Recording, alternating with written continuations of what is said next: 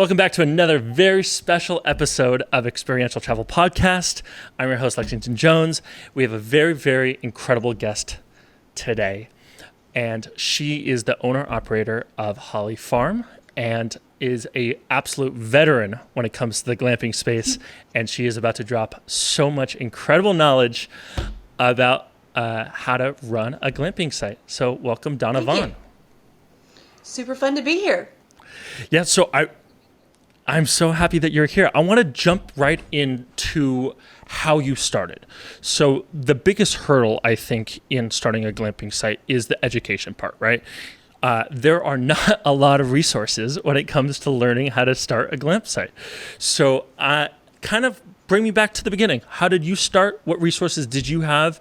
And then tell me a little bit about how you guys started Hawley That's a Farm. great question, because when I first started, you said that there's not a lot of resources now, but considering when I first started, there's a bunch of resources now. There's many podcasts that have interviewed people that help the ones who are trying to get started now navigate and go around some of the pitfalls that I entered into, because I didn't really have any help at all.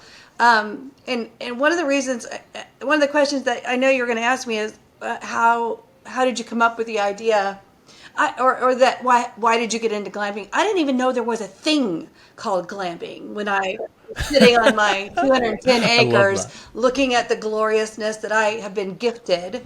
And I was like, for many years, I was a very, very busy restaurant owner. And what I would do, my husband and I would both get every other weekend. I only had every other weekend off. Picture that life. Oh, it was so hard. I got really, really tired and decided I needed to do something different. I wanted to do something different.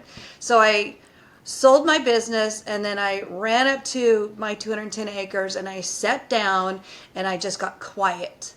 And for many years, all I did was just enjoy the land by myself. And then one day I was sitting around with Doug and I was thinking,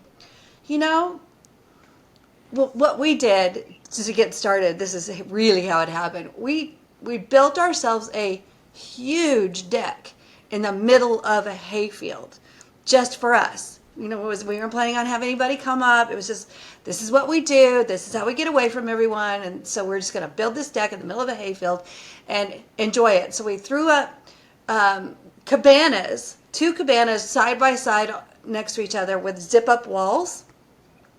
And we had a little front room area on one side and a little bedroom area on the other. It was very primitive, but very glampy. That's our adjective. If it's not glampy enough, it doesn't suit our branding. It's like we have very specific things that we call glampy.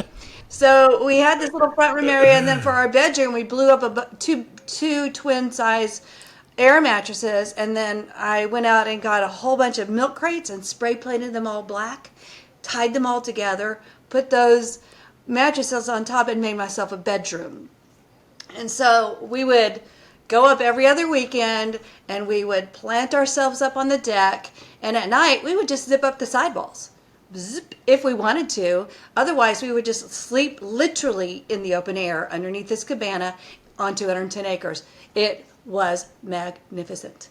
So over time, that sounds absolutely incredible. You would have loved it. So over time, in the era of Facebook, you're doing like, ha ha ha, look where I am, na na na na na na, I'm living my life. And then people would email me or Facebook me and ask if they could rent it from me. And I'm like, nope, I don't think so. What will I do for fun if I'm giving it to you? And so that kind of put it in my head, well, what would it look like if I shared? And I was not ready to share in any way, shape, or form when people started asking me to share. Because it was super important when you're working that hard to have your space to decompress. But when I retired, I started thinking, well, it might be more fun to share. How could I share what I'm doing here and not lose my joy?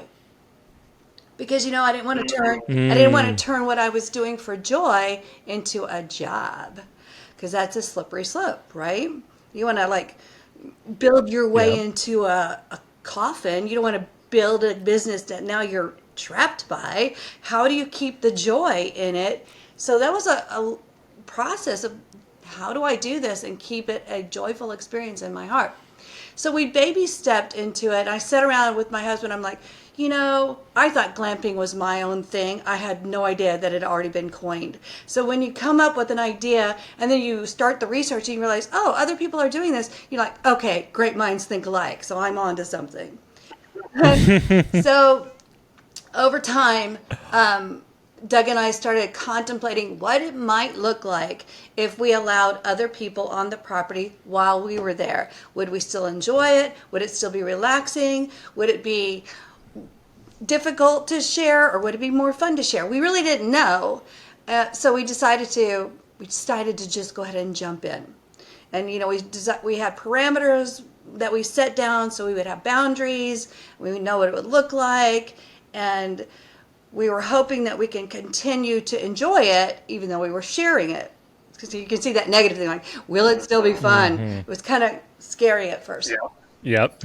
But there was no reason. Almost preserving your peace, I mean, I didn't want to just create peace for someone else and lose my own. I had to find a way to make sure that I was still getting what I needed out of it if I was going to share. So we started doing some research. And this was the year that the first annual glamping show in Colorado was presented. So it's pretty new. Everybody's like kind of under canvas and paws up. They've been doing it on a grand scale for a minute. And then they finally decided to kind of sponsor this glamping show in Colorado. And I immediately said, we got to go. If I'm going to take this seriously, I want to see what other people are doing. And I actually learned a lot from that particular outing, even though that was the only one we went to. There were a couple of things that I set in on the breakaway sessions that really stuck with me.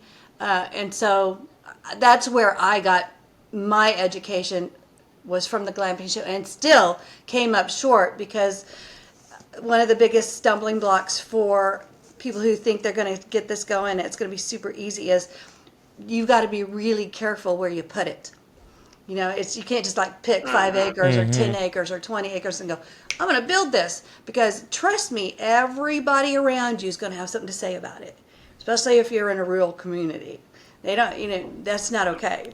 So I, like a fool, I just started building. I'm like, okay, these are what I'm going to do. Let's get it started. Hired my builders, started moving dirt around, started ordering tents and getting ready to do the thing, when everything came to a screeching halt, because my neighbors, even though I've got 210 acres and we're not close to anyone, my neighbors, which in the country they're really far away, but still, they're still my neighbors. They got wind of it through the grapevine of a small town that this is what I wanted to do, and immediately came out with their guns loaded. You will not do this around us. I was like, oh no, I had no idea you guys were going to be so upset about it.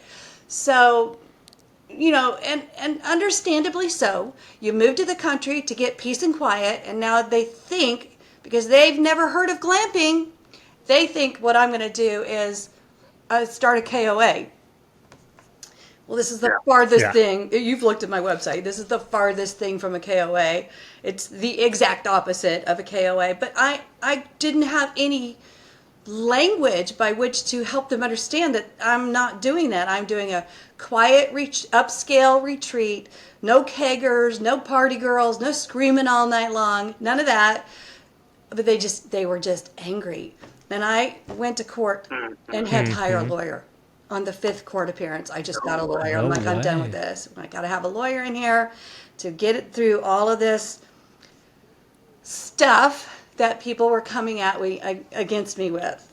And it worked. My lawyer swooped in, did her thing. We left with the okay of the zoning board. But basically, we had to get a special use permit, because you can't, it's zoned agriculture. So you can't just start a business in an agriculture zone unless you find a loophole. Yeah. So basically, I feel like there's a whole story there, and I want to hear it. But first, I want to backtrack to all the way to the beginning. The 210 acres. is this your primary residence? Do you live on the 210 acres full time? Is it a vacation 210 acres? Walk me through kind of the location. Well, the location is in northern rural Missouri in a town called Hamilton, which is the quilting capital of the world. Who knew there was such a thing? But where we got the property, we inherited it. So it's a fifth generation family farm, and I am blessed to be the caretaker of it at this time. So that's how we got the land. That's Came to us amazing. as a gift. A very a Yellowstone type story. Yeah. I'm not sure if you watched No, I do. that TV Yeah. show, but it's very. I think to myself every day, like, I can't believe this is mine. You're now the Beth Dutton and having to keep Right. the property in the family. I love Right. it. And I take it very seriously I love because it. it's amazing. Yeah, it's so incredible to hear stories that have that families keep land in their family and then are able to keep what the generations wanted it to keep like, because it's so easy to mess it up, right? Yes. It's so easy to take a property and either sell it or start building a bunch of infrastructure on it without really a thoughtful concept behind it, right?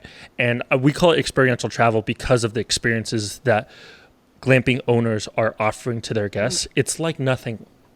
It's like there's no other experience like Right. it, because the ability to unplug and to experience the nature and experience the outdoors, especially on 210 acres, there's I think from a psychology standpoint, it's so extroverting. It's so great to basically put all of your space far and distance instead of your phone where Exactly. you're looking at, like here. It's incredible. It is. It's a big deal. I love that you said that because that's part of my foundational reason for doing it. When I left my restaurant, So talk to me a little bit about that. well, when I left my restaurant, you can imagine being that busy all the time. It was in Kansas City. We live in Kansas City. I've lived in Kansas City most of my life, and this restaurant that I owned is literally an iconic restaurant in our city. Everybody knows it. So that you can imagine how busy it is. It's like nonstop, a freight train coming at you every day. Period. So when you're entrenched in that kind of a lifestyle for so many years, you get used to it. You do it. You're just on all the time. But then when I retired from it and I started saturating myself more with the land, it changed me. It actually changed me before we even retired because I was going up there every other weekend, spending as much time as I could for like 7 years before we even decided to do the glampy thing. And I could feel my inner spirit being transformed. And I'm not trying to be weird about it, but I'm using that word on purpose. It was transforming me. And you're not the only person to communicate it like this. I mean, it literally, from a spiritual standpoint, it's so elevating. It is. That That's a great word for it. Tell me more about that process of, because you said it was 4 years 7. that you 7 years. didn't do really anything. 7 let years. this- Yeah. So saturated. walk me through Okay. walk me through that feeling. Well, I never camped before. It may be hard for you to tell by looking at me, but I was kind of a princess. I mean, my idea of camping was the Ritz-Carlton. I wasn't going to do that. I wasn't going to go outside and sleep in a tent. No, thank you. So, that was a whole new thing. But when the first night my husband and I went up to the farm to pitch a tent, and this is my first night in a tent in my whole life, and I'm like 50 at this point, right? So in my whole life, I've never slept in a tent. We pack all this stuff up and we head up to the farm and we get there, and the hay in the field is up to my chin, right? It's like there's long grasses everywhere. It's not like it's going to be an easy thing. We get up there, they're up to my chin.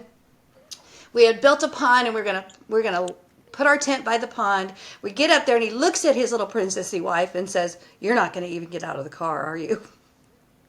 And I said, no, I'm totally going to do this. I mean, I'd spent hours packing for this thing, and I had a glampy tent coming up, man. I had pillows, and I was going to blow his mind on how glampy this was going to look. Had no idea what I was preparing for. I said, no, I need you to take this car and run it back and forth about 5 times, 10 times until you flatten me out a spot where the grasses are all flat, and that's where we're going to pitch this tent. So we did. Set up everything. It was all great. We got in our little lawn chairs that were low to the ground, like beach chairs, in front of the pond. And by this time, it's becoming dusk. And for the first time in my life, I was submersed in nature. And there were no clouds in the sky that night. So the sky was like, whoa. And then the mist started rising up off of the pond.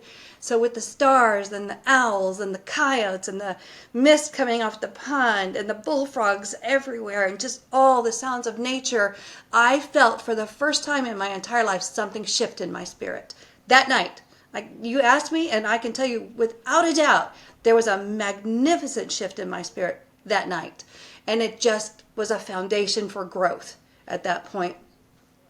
So then when you start spending tons and tons and tons of time outside, uninsulated, with nothing between you and nature, something happens in your spirit and in your mind, and it changes you. It changed me. I am not the same person. I'm hardly ever inside anymore. I don't even want to be inside. I love the whole outdoor thing, and it's totally waking me up to the universe.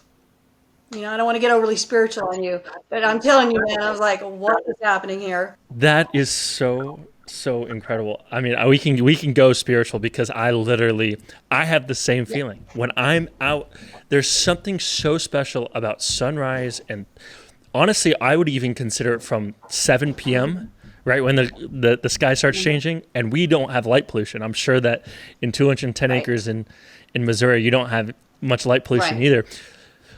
The stars to sunrise is the most magical 11, 12 hours I've ever experienced. Throw in some country music, and I am right. I am. We all have our thing that we want to listen to. It is. But, you know, it's been magnificent and very, very transforming in my spirit. It woke me up. It really did. It woke me up. I feel like I was completely asleep until I inherited the farm. And then everything about me started to change.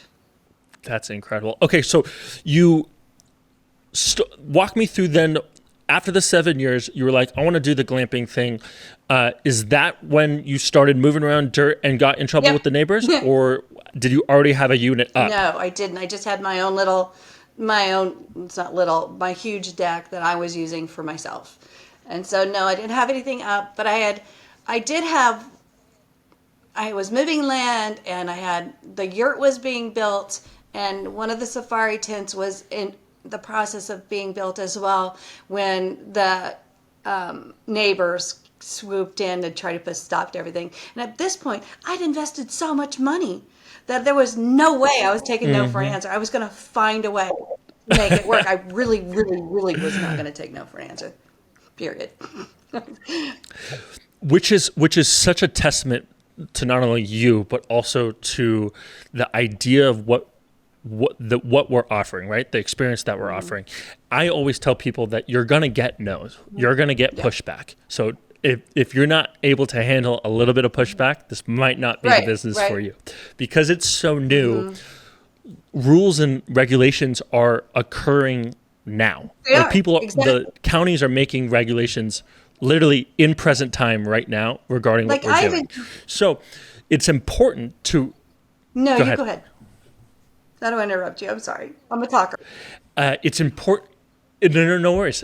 It's important to not, when you get that pushback, to not say, okay, well, they shut me down. I can't do this anymore. Instead, to go back to them and say, this is what I want to do. Let's figure out how we're able to do it, not if we're able to do it. So that's what I preach to people, and so many other glamping owners do as well, is let's figure out how we can do this, not if we can do this. This is the experience that we want to offer. We're providing so much tourism to the Right. area. Local restaurants are benefiting, local contractors, architects, are. plumbers, electricians, are. everyone's benefiting here. Absolutely. Let's figure out how we can do Yep. this, not if we can do Well, this. I had spent the entire year before we started building, integrating myself into the Hamilton community. And when I say integrating, I mean purposefully shaking hands and meeting as many people as I could and making friends with as many people, genuinely, not to manipulate them, but I figured this is my community. I need people to know who I am, and I want to get to know them. So I genuinely set out to become. Donna, I don't mean to cut you off, but that is a buzzer right there. If I could give like a pro tip buzzer, like flip a thing saying Yep. that because I did I'm the same telling you. thing, and that is so valuable. Yeah, totally. Let me tell you how that turned out for me when we had to go to court.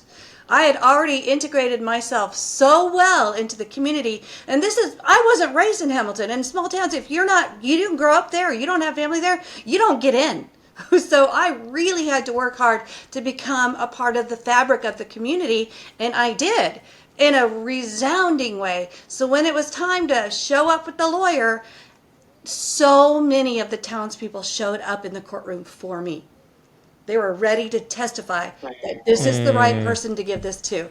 She's going to bring people into the community. She's already done this. She's already done that. You really want this girl on the team. And so with those people backing me up along with the lawyer, there was nothing anyone could say. I won. I won hands down because of the people who loved me, that I had invested my relationship with. That's how I got it. That's incredible. Yeah. See, I think that is such a great pro tip is because I did the same thing. I went to the local, that's how I met our cleaners. That's how I met our handymen. I went to the local restaurant every single night, sat at the bar, sat at the dinner table, introduced and yourself. Just talked. Hi, I'm Donna. I'm doing Hawley Farm. Introduced. Exactly. That's what I did. Yep, I shot the shit with them and just chatted, and you just make yourself known.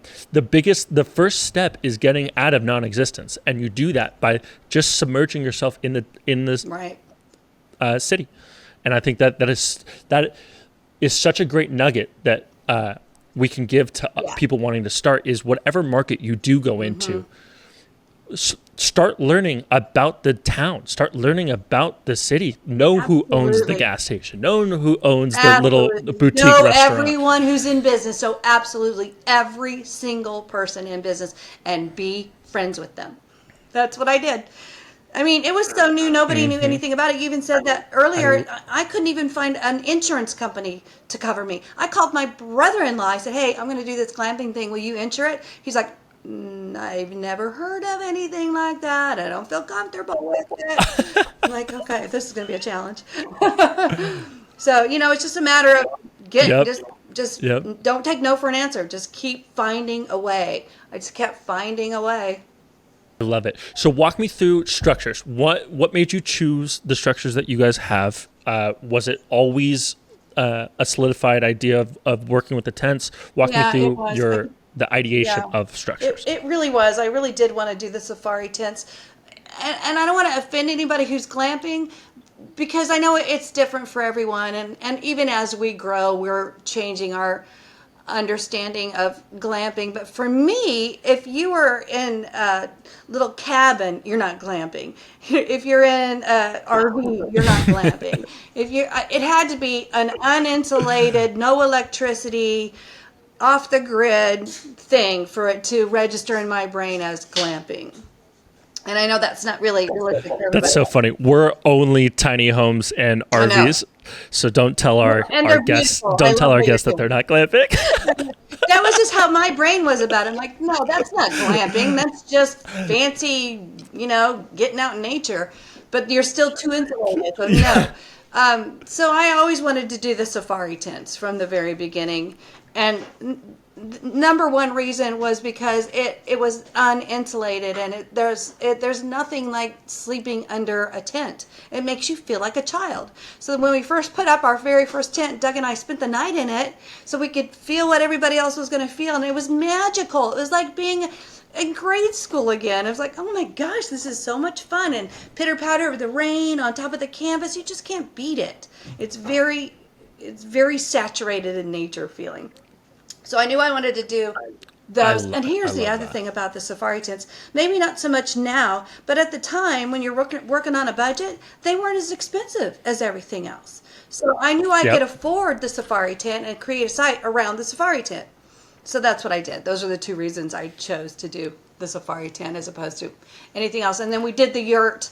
But to be really honest, my best friend built the yurt on that property for herself in exchange for us to be able to use it when she wasn't using it. So that's why the yurt went in instead of a I safari love tent. that. Otherwise, it would have been a safari.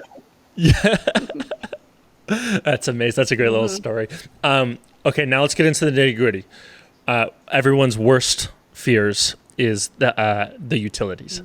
How are you off grid? How did you get water? Do you have running water? How did you get power? And then what do you do for septic? Okay, those are all really good questions people need to think about these ahead of time because there's rules and regulation specifically around septic that you've got to deal with. If you're going to be a busy business, you're going to have a lot of poo. So you just got to deal with it, right? You got to do it the right way. So with regards to each site, if you look at our website, each site has a little shower house, bathroom house connected to each other. I don't know if you remember looking at that or not. So we built each site with these little shower houses and a little bathroom area side by side. And for the shower, Doug and I developed a 5-gallon container that was black so it could be heated by the sun. And then we just attached a shower hose to it. So it's a gravity-based shower unit, which is more for a rinse off before you go to bed kind of thing. It's not really for girls with 14 inches of hair, to wash their hair before they. I mean, I've had a few little girls come in and try to wash their hair. I'm like, honey, that's not what this is for. But so we have that for the little shower unit, and then next to it we developed our own little camp potty that has a liner in it, and then we just dispose of that in the outdoor restroom that we pay for, and they come and maintenance that for us. So it's super easy and it's all above board, and we're not disposing of anything inappropriately or incorrectly according to the county that we're living in. And then you had another question. I love that. It's very, very primitive, but I mean, you're taking a shower outside. Who doesn't have a fantasy of taking a shower outside in the middle of nowhere privately? Seriously, it's a thing. It's such an incredible experience. It's a thing. I could. So no, we don't have running water. We have a well, and we fill up jugs. I know this is really primitive, but this is how we do it. We fill up jugs of water and we take it down. I mean, we have to drive water into these sites because they're so far away. So we just drive water into the sites. We have fresh water we put into their inside of their unit has a gallon of water that's by the sink, and outside of their unit they have a couple of gallons of water on their make table, and then there's 5 gallons of water inside their shower. And that is a lot of... Donna, that is incredible. We do something very similar in the winter. We don't have running water in the winter because it gets into single digits. So we do 5 gallons of water as well, and we say this is all we could provide. But we're not connected to any water as well. So we're in the summer we're hauling thousands of gallons of water to be stored in IBC tote tanks so people can shower, and people don't understand. So much work. Just the complications of living off grid. It's a lot. People are so used to flipping a switch and getting instant hot water. It's like what we have to do to provide instant hot water is honestly mind blowing. It is. It's a lot of work. Okay, so then it's a lot of work. Go ahead. You had another question. Sorry. Walk me through power. Do you guys offer electricity? How do you guys do your power? No, we don't have. We're completely off the grid. Now, my 210 acres has electricity on it. When I'm hosting, I stay in I gutted a 1979 vintage Layton trailer and turned it into my she shed. So even though I have to fill the tank up with a hose from the well, It works. So I just Yep. run a hose with it and I fill up my tank. That way I have a place to take care of myself and take a shower because that's a lot of hosting going on. So I needed to have a place that was, Of I could course. take care of myself at the same time. So we have electricity in all the buildings that are up. We have storage units, a garage, a shed, a trailer, and the happy hour deck. That's what we call the big deck. Is they're all wired. So if you need electricity for anything to charge your phone, we do have chargers inside every unit, so they can use those batteries. But if they'd rather use electricity, we have electricity on all four corners of the happy hour deck. We have two charging banks inside the shed, which they're welcome to come and use at any time. So and we also have a really solid Verizon mobile hotspot. So if you need to log on for business or something that you just, if you can't unplug, then we have all of that available.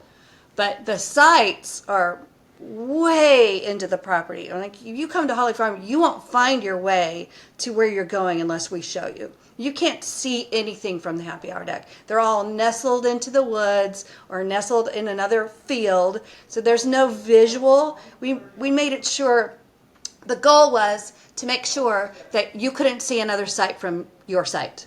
So you would feel like you were all alone on 210 acres. So that's how we've done that. There's no electricity. So when it gets hot like this in the summer in Missouri, it's a thing.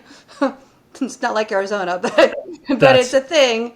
And like even today, we have people coming this weekend. that's They're like, incredible. "What do we do for air conditioning?" And I try not to laugh because I mean it's never anywhere on my website does it say that we're anything but off the grid. I'm like, okay, please just read the website. But I'm sure you've probably heard of this. We've purchased Icy Breeze air conditioners, which are portable air conditioners that are made by a company called Icy Breeze, and they're battery operated. So basically, you just fill this air conditioner. It's really a big cooler. You fill it all with water and ice, and then via battery, it blows cold air across the bed all night long. That's how we deal with that. Oh, that's Plus, we have awesome. two really powerful. We are off grid and we have solar panels and Yeah. batteries.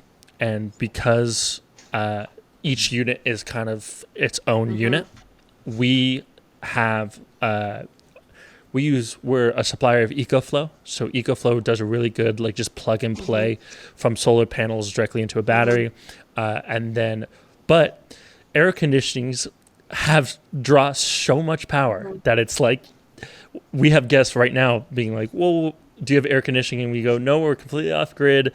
The fact that we just have running water and power and enough to run fans is so much power. And that's part of like, I get into this consistent battle, internal battle with myself of wanting to provide a more luxury experience, but then also wanting to keep the bones of off-grid Yes, glamping. And there's a it is. continuous give and Yes. take of wanting to provide Right. luxury, but also maintaining the integrity of what we're doing. Right.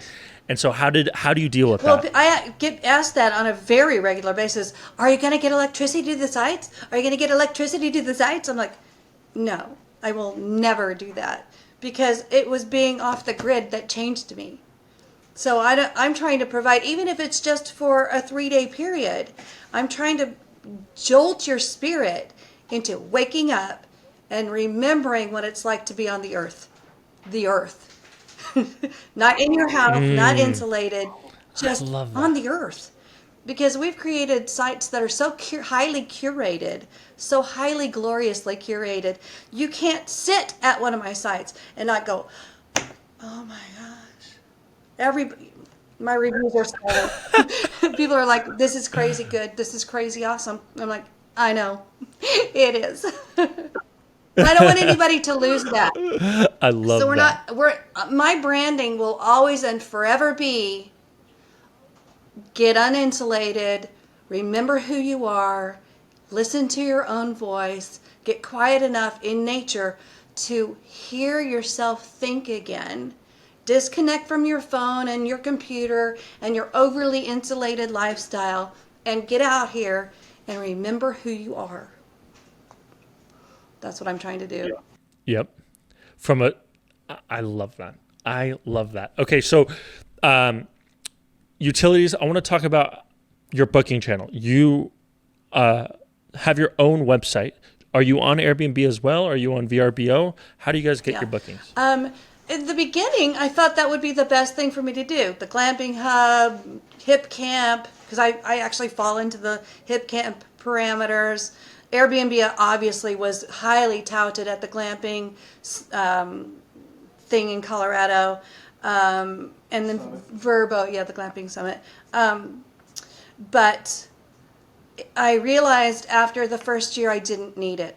I was like, what? I can't believe I don't need these things, because I didn't. I was paying a huge chunk of money for these bookings to happen, and eventually I realized I don't need any of this. I'm so well placed in the demographic of the middle of the United States that it only took me about 18 months to drop all the booking channels and just go through my own website. And I hired actually asked a young lady to be part of my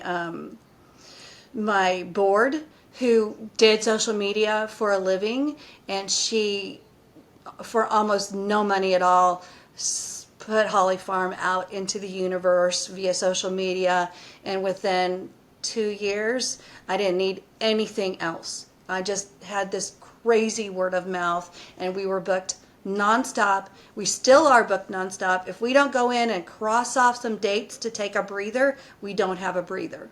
It just books like this constantly, because it's an excellent product. You just can't really beat it. Is incredible. Yeah, it's great.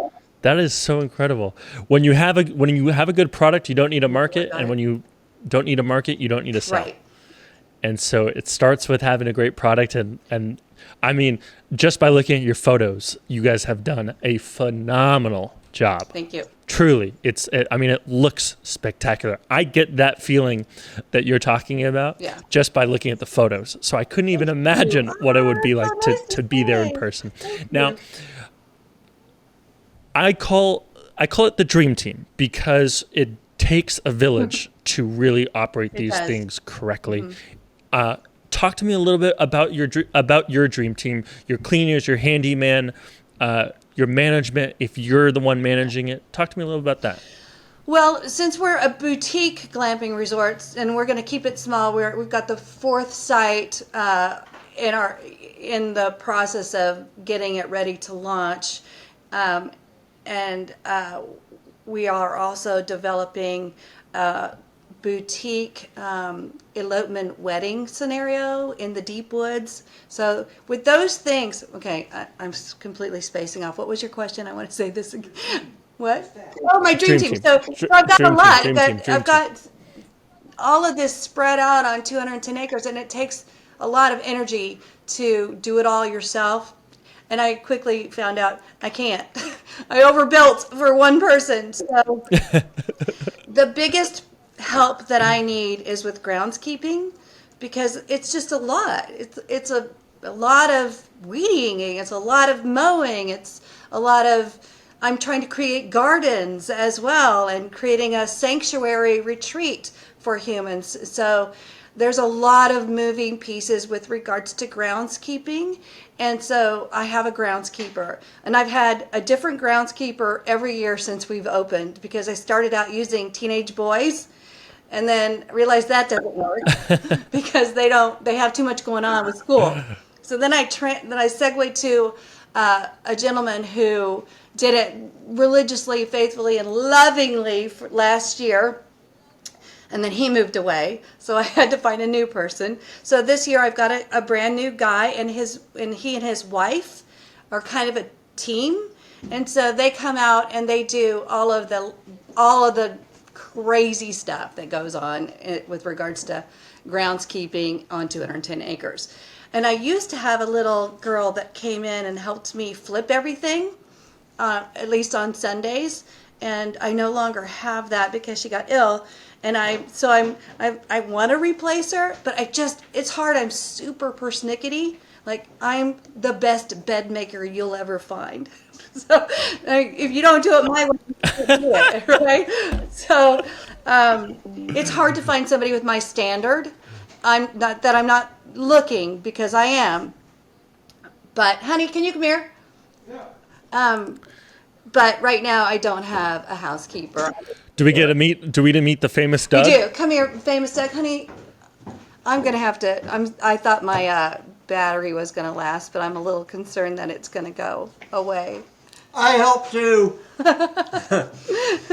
She's Mr. Doug. This is the superstar. my husband. You got the right girl here, but I'm yeah. I couldn't do it without him. He's a great team member. Who needs a dream team when you got Donna and No, Doug? that's what everybody says That's too. your service. It's like, we are quite the dynamic duo together. And with Doug, he's an amazing artist. He paints on canvas, and so when he does anything at the farm, it is absolute perfection. I call it Dougie dust. I'll say, honey, I need you to come sprinkle some Dougie dust over here, and he does it. It's always so amazing. I love it. I love that. I'm going to need to I move love to that. plug in so that we don't die before you're done. Is that Yeah, okay? you're all good. Go ahead. We were talking about your dream team.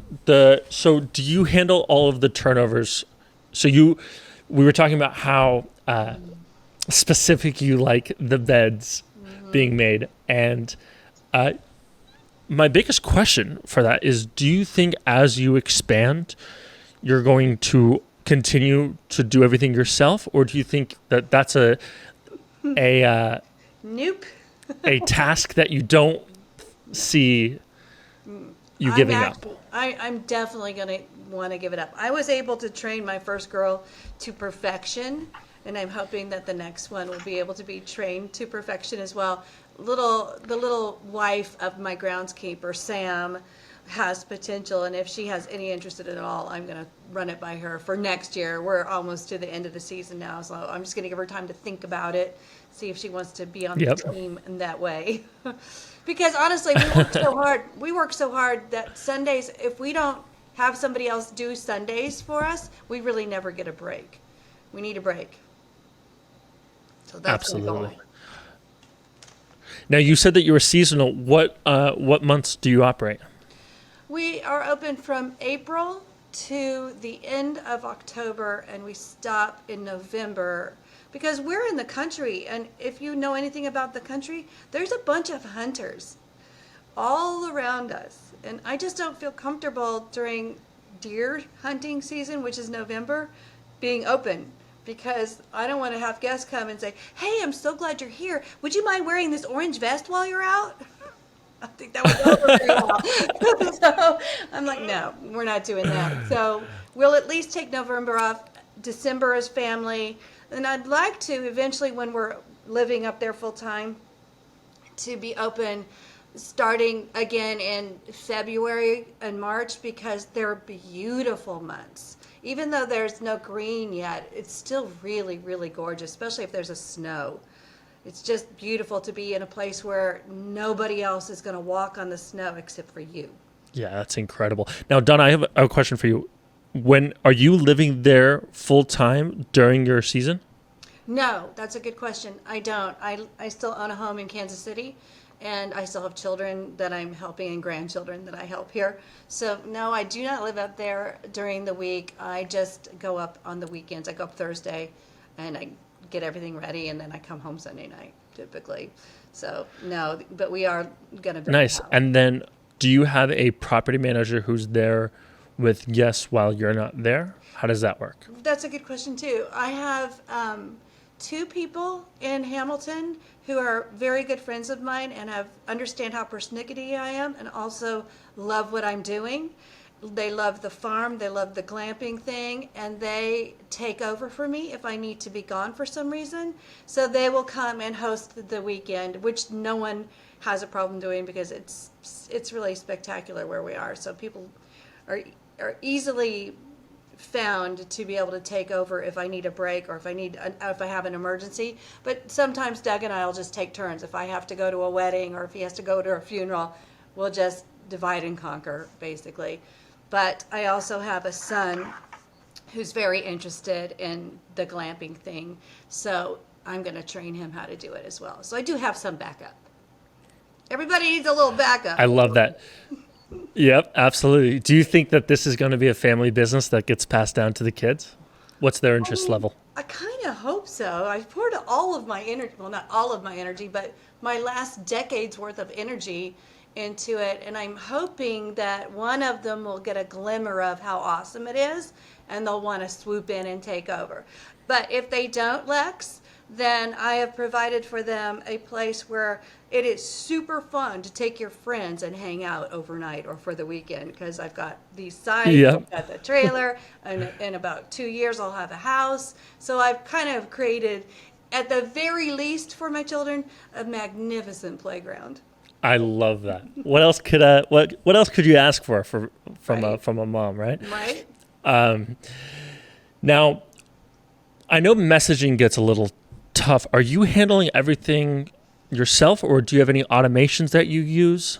I do have a couple of, you know how there's so many avenues by which people can contact you, you know, Facebook, Instagram, Messenger, email, voicemail. There's a lot of incoming signals all the time. So with regards to the social media platforms, I have a bounce back. If they try to message me through Facebook or Instagram, the message flags, call me at this number or text or get me through email, because I don't want to lose who I talk to and where. It's too confusing.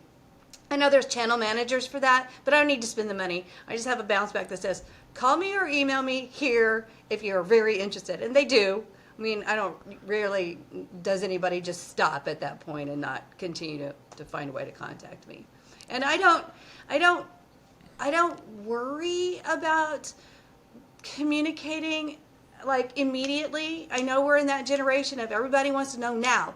Oh, do you have any availability this weekend? Like I'm in the middle of something. I'm eating dinner. I will respond to that before I go to bed, right? You know, I'm like, sometimes I jump on it if it seems super urgent, but I try to be boundaried. I'm clocking out. At 6 o'clock at night, I'm not taking any more anything, period. I'm an adult. I'm allowed to clock out. So I just deal with whatever comes in after 6 the next day. And let me tell you, Sunday nights, it's like every single chick and their brother is on the Facebook. And I get more Sunday nights right as I'm going to bed.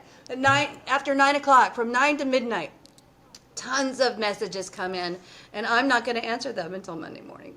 Look, I think that's a healthy boundary to set, and I'm the same way. After a certain time, it's phones away. I've put the phone in the bathroom, so I don't even hear it. Exactly. I think that's a extremely healthy and smart boundary to set for yourself. Right. If you're doing what we're doing, hosting is already demanding enough, and I love it. Don't get me wrong, but if you don't have boundaries, you will get burnout. You will. So that's my advice to anybody who's thinking about doing any kind of business at all. You have to have a point where you say, I'm clocking out. Absolutely. Now, talk to me about Sponsor a Nurse. I think it's an incredible program that you guys are doing. What is it? What made you do it? And tell me a little bit more about it. I have a heart for, I'm going to use this word. It's a loose word, but I think it covers it. You'll understand when I say it. I have a heart for ministering to people in their spirits and in a place where I feel like there's need for. And my oldest daughter, just recently became an RN. Right, she was going through nursing school during COVID, and we all know what happened to the nurses in COVID. It's horrifying to watch how devastating it was to the medical field in general, but to the nurses who were literally in the trenches every single day, trying to navigate something we didn't even know how to navigate. And I watched my daughter try to figure out how to even just get through nursing school in a program where if you're not touching someone, you're not learning. So they had to do it online, and there was no how do you learn how to take care of a human being if you can't take their pulse and you can't see their veins. How do you do that? So I watched that stress happening. And then she graduated, got into her first hospital, and because it was so severely understaffed, it just chewed her to pieces. She came home crying every single day. And I'm like, this is not okay. What's going on? So I knew there was a problem before, but it came flying into my home after COVID, or when my daughter got out. So we still haven't recovered in the medical field from COVID and the nursing shortages. But I saw people on her floor. She would come home and she was like, Mom, there's nobody on the floor. We've got a full floor of people who are, coming out of the cardiac surgery who need 24/7 observation, and there's no one to watch them. There's 3 of us on the floor. People are dying every day because there's no one on the floor. And it was crushing her spirit. So my heart immediately went to the nurses in a way that it hadn't heretofore. It was so close to me and so hitting home that I thought, what can I do? And everybody has a thing, and I get that, but my thing is, I know I can't fix the problem that's happening in the nursing field right now. I can't fix the hospital's way they regulate things. There's very little I can do, Lex, but I can do this. I can help one person at a time. I can help 2 people at a time. I can help 3 people at a time. So it may be overused, but that whole idea of the little boy and the grandpa going out onto the beach and all the starfish is washing up and the little boy throwing the starfishes back in one at a time, and the grandpa says, why are you doing this? You're never going to make a difference. You can't help them all. And the little boy picks one up and throws it back in. He says, I helped that one. And that's what I'm trying to do. I'm just trying to help whoever I can. I'm helping that one, and I'm helping that one. And I'm going to continue to help one at a time until I can't help anymore. And so, you can only do so much without funds. So I started a fundraiser, and I became a nonprofit specifically so I could fundraise for nurses. And that's why we have the sponsor a nurse link. So that if you have a heart for helping a nurse get some respite from the crazy environment that they have to live in on a daily basis, we can partner and we can do it together. That's amazing, Donna. Everything you said was just, it gave me goosebumps, and it's so true. As we have a responsibility to mankind, to humankind, to help and to do our part. And if everyone just takes responsibility for 1, for 2, for right. 3, just do your part. We'll have a lot happier of a society. Amen. Yeah. Amen. And I think that's such a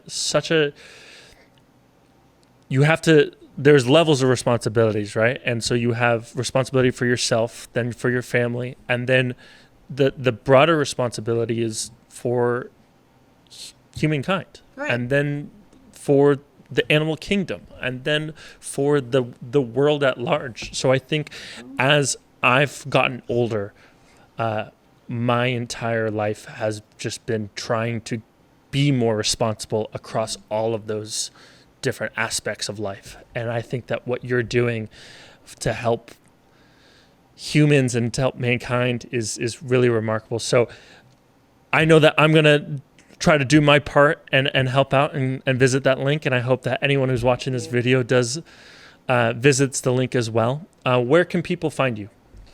We're at www.hawleyfarmglamping.com, not Hawley Farms, hawleyfarmglamping.com. You'll get an overview of everything we're doing, and up in the right-hand corner is a sponsor or nurse link, which takes you immediately to several options. You can donate something small, or you can donate an entire weekend to a nurse, and it will go directly to the nurse. And I'm not one of those people who says, I want to help people, but I'm just going to wait till the money comes in and then I'm going to help them. So we just gave away 8 weekends to nurses in the greater metropolitan area. Do I have the money to do that? Nope, I don't. But I'm not going to stand around and say, I want to help people and then not help them. I'm going to help them and just trust the universe that it's all going to work out. And if there's no funds, we're still going to do it. Well, the law of reciprocity? It's a hard word, I always mess up that word. It's a hard one. It's a hard word. but that is an effect, and I think that when you give, the world seems to give back. So I think what you're doing is incredible.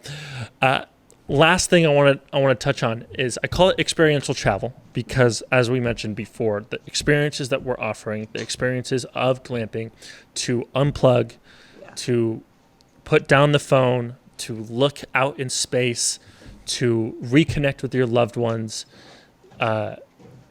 is such a beautiful experience that we're offering. Is there a story that you have of a guest that reconfirmed why you're doing what you're doing? I have 3 books full of them because I have those books in every site. And when people write out what is happening to them during the weekend, I am constantly amazed at how impactful, is that the right word? How impacted the humans that come to Hawley Farm are. And I wish I could pull just one out, but I can't, because I have at least half a dozen I could regurgitate to you right now. But there have been nurses. Okay, I'm going to tell you the nurse one because it's great. So our very first nurse that came to have a respite at Hawley Farm was surprised by it. She was like, what's happening? I had no idea this. I feel so, like, she was so not used to being taken care of. She was used to being taken care of other people, but she's not used to being taken care of. So she came by herself. She didn't bring a partner. She didn't bring a friend. She just came to be. So we put her in the yurt and we saturated her with all the stuff we always do, but we also took her to dinner that night as a thank you for doing what you do. And then we took her to, there's a little brewery in Hamilton that's where my people hang out. So I took her to the brewery. My husband and I took her to the brewery. They all know that we're sponsoring nurses. It's a thing. It's a community thing. And we walk in and we basically announce, hey, you guys, because, there's like 25, 30 people in the brewery. It's pretty small, but you can talk out loud. Hey, everybody, come meet our nurse that we're sponsoring. This is our first one. Come and say hello to her. Every single person in that brewery at that moment stood up out of their chair and gave her a standing ovation as she came in the door. It's as if we had rehearsed it. We couldn't have done it better. Every single person came up and shook her hand. People bought her beers. They hugged her. They thanked her directly. She was in tears. But she was in tears 10 minutes into it. She's like, I have never felt so much gratitude coming my way ever in my whole life. I was like, well, then we're doing something right. So that was the best story that I can think of off the top of my head. That is incredible, Donna. I know. I was like, that is like, did so they know I was amazing. coming? I'm like, no. It's stories like that just I know. it's stories like that just reconfirms the joy that these experiences can really offer people. So I want to thank you for not only being in this podcast, but for doing what you guys are doing. And Doug, if you can hear me, I want to thank you as well, man. And I want to thank you guys so much for screen time, but thank you. I'm clean now. Yeah, thank you. I'm just glad to be part of the team. It was so nice meeting you, Max. Thank you so much. I love it. Well, thank you again. It was so nice meeting you guys, and I'm gonna definitely click on that sponsor a nurse button. So I appreciate everything y'all are doing, and we look forward to chatting again soon. Thank you, hon. Bye-bye.